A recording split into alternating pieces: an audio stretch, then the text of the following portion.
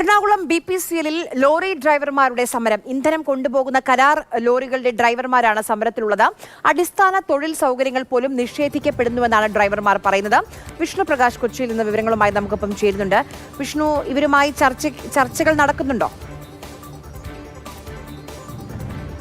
നിലവിൽ ഇതുവരെ കമ്പനി അധികൃതർ ഈ ഡ്രൈവർമാരുമായി സംസാരിക്കാൻ തയ്യാറായിട്ടില്ല എന്നാണ് ഇപ്പോൾ നമ്മൾ ഈ ഡ്രൈവർമാരോട് ചോദിക്കുമ്പോൾ അവർ പറയുന്നത്. ഇന്നിപ്പോൾ രാവിലെ മുതലാണ് സമരം ആരംഭിച്ചത്. 200ഓളം വരുന്ന ടാങ്കർ ലോറി ഡ്രൈവർമാരാണ് ഈ ഒരു സമരത്തിൽ മുൻകൈയെടുത്തവർ മുന്നോട്ട് വരുന്നത്. പ്രധാനമായും അവർ ഉന്നയിക്കുന്ന കാര്യങ്ങൾ അവർക്ക് അടിസ്ഥാനപരമായി ഒരു തൊഴിൽ ചെയ്യുമ്പോൾ വേണ്ട കാര്യങ്ങളൊന്നും പാലിക്കുന്നില്ല. അതായത് കൃത്യമായിട്ടുള്ള ഡ്യൂട്ടി ടൈമിൽ, അതുപോലെ ഡ്യൂട്ടി കാര്യങ്ങളുടെ ഡ്യൂട്ടിക്ക് പോയാലും അതിൽ ഒരു വ്യവസ്ഥയൊന്നും കൃത്യമായിട്ടില്ല. ഇപ്പോൾ പെട്രോൾ ഇന്ധനം നിറയ്ക്കാനായി ഇതിന്റെ ഉള്ളിലേക്ക് ചെല്ലുമ്പോൾ അവിടെയും ഏറെ കാലതാമസം ഉണ്ടാകുന്നു. ബില്ല് കിട്ടുന്നതിലടക്കമുള്ള കാലതാമസം എല്ലാം അവരെ ബാധിക്കുന്നു എന്നുള്ള തരത്തിലുള്ള ഒരു ആവശ്യമാണ് ഇവർ ഇപ്പോൾ പറഞ്ഞുകൊണ്ടിരിക്കുന്നത്. ഏതായാലും ഇന്നിപ്പോൾ 200ഓളം വരുന്ന 200 മുകളിലുള്ള ഈ ടാങ്ക് ഓടിക്കുന്ന ഡ്രൈവർമാരാണ് ഇപ്പോൾ ഈ ഒരു സമരത്തിൽ ഏർപ്പെട്ടിട്ടുള്ളത്. ചേട്ടാ, നിങ്ങളുടെ ആവശ്യങ്ങൾ എന്തൊക്കെയാണ്? അത് ഇവരുടെ അടുത്ത് പറയുന്നുണ്ടോ?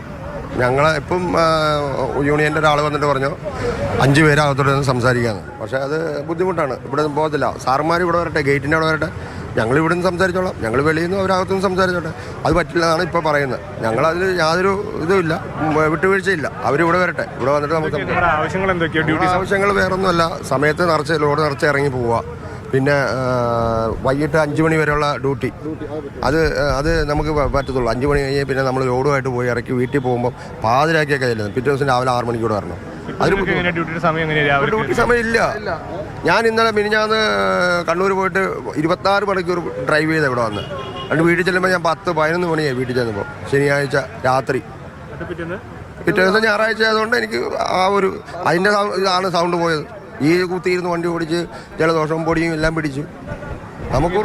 ഇവിടെ കിട്ടുന്നത് ഈ അടുത്തൊന്നും ആയിരിക്കില്ലല്ലോ. കേരളത്തിന്റെ നമുക്ക് ബില്ല് കിട്ടുമ്പോഴേ അറിയത്തുള്ളൂ. അത് കന്യാകുമാരി മുതൽ കാസർഗോഡ് വരെയും ബില്ല് കിട്ടുമ്പോഴേ നമുക്കറിയുള്ളൂ. ചിലപ്പോൾ ഇവിടെ പഠിക്കലായിരിക്കാം, ചിലപ്പോൾ കണ്ണൂരോ കാസർഗോഡോ ആയിരിക്കാം.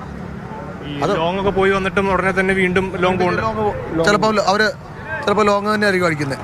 എന്നാൽ ഒരു ലോക്കൽ പോയിട്ട് വന്നോ മീഡിയം പോയിട്ട് വന്നവർക്കോ ലോങ് അടിക്കില്ല. ചിലപ്പോൾ ലോങ് പോയിട്ട് വന്നവർക്കായിരിക്കും ലോങ് അടിക്കുന്നത്. ലോക്കൽ പോയിട്ട് വന്നവർക്ക് പിന്നെയും ലോക്കലായിരിക്കും. അങ്ങനെയാണ്. പെട്രോളൊക്കെ നിറയ്ക്കുന്ന സംവിധാനങ്ങളൊക്കെ മതിയായ സംവിധാനങ്ങളൊക്കെ ഉണ്ട് അതിൻ്റെ ഉള്ളിൽ? ഇല്ല. 10 പേരുള്ള IOC-ലൊക്കെ 24 പേരുണ്ട്. 24 പേര് അതായത് സമയത്ത് കൃത്യമായിട്ട് വിവരങ്ങൾ നൽകിയത്. അവരുമായി ആരും സംസാരിക്കാൻ ഇതുവരെ തയ്യാറായിട്ടില്ല എന്നുള്ളതാണ് ലോറി ഡ്രൈവർമാർ പറയുന്നത്.